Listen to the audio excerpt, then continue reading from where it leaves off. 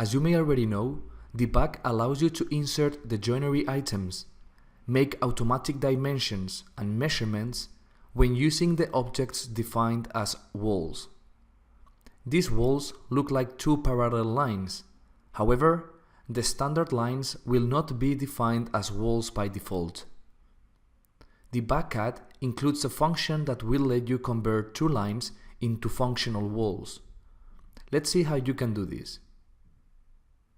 In order to show how this function works, I have this floor plan with all the walls drawn with the proper construction toolbars to create walls and partitions.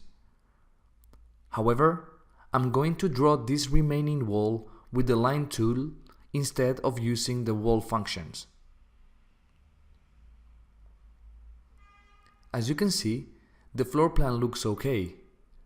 But if I want to insert a window, you'll notice that I can easily place it in all the walls except in this section.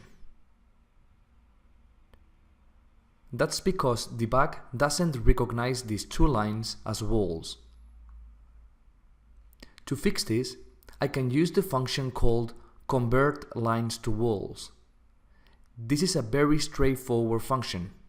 Just click on the icon and then specify the two lines that will be converted to walls.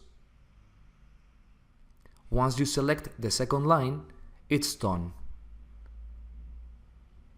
Now you can check that the joinery items can be placed easily.